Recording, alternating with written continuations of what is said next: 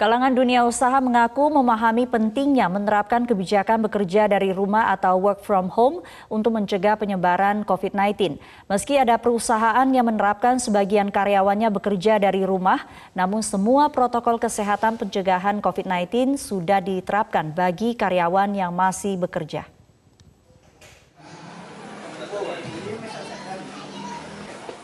Kebijakan bekerja dari rumah atau work from home yang diberlakukan Pemprov DKI Jakarta mendapat dukungan dari kalangan dunia usaha. Kepala Dinas Tenaga Kerja dan Transmigrasi DKI Jakarta, Andriansah, mengungkapkan beberapa asosiasi pengusaha seperti Kadin dan Apindo ikut mendorong anggotanya menerapkan bekerja dari rumah.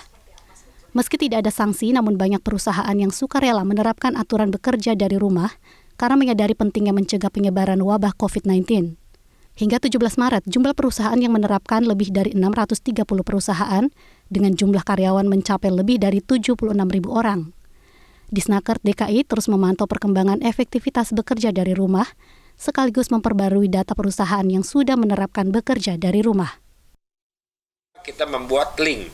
Nah, link inilah yang kita sebarkan ke perusahaan, nanti perusahaan inilah yang mengisi bahwa perusahaan ini bergerak di bidang ini, ya, jumlah pekerjanya sekian, yang kita lakukan bekerja di rumah sekian, yang masih bekerja di perusahaan sekian, nanti di situ akan kita rekap. Tetapi sekali lagi itu adalah himbauan. Tetapi bisa kita lihat kan sekarang sudah mulai agak lenggang, dan memang data yang kita masuk juga sudah lumayan banyak. Nah, ini menunjukkan mendapat respon yang sangat positif, ya, work from home itu sendiri gitu. Sementara itu, kalangan pelaku usaha mengaku sudah menyiapkan diri menghadapi wabah COVID-19. Meski belum semua perusahaan menerapkan 100% bekerja di rumah, namun semua protokol kesehatan pencegahan sudah diterapkan. Kalangan usaha juga harus bersiap menghadapi situasi jika terjadi penutupan sementara atau lockdown.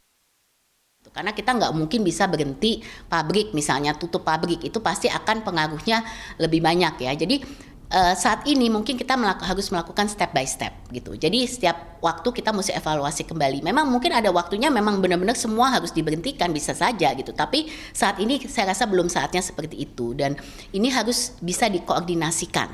Makanya kami melihat bahwa memang pemerintah harus tegas ya koordinasinya, tapi kami juga harus didengar gitu, supaya karena kami dari segi pelakunya, kemudian juga masyarakat sipil juga yang mengalami ini, semua masukan-masukan harus didengar dan kemudian harus bisa semua ini dikoordinasikan dengan baik. Ini saatnya kita sebagai negara juga dites ya. Jadi gimana nih kita bisa menghadapi ini sebagai satu masalah bersama-sama.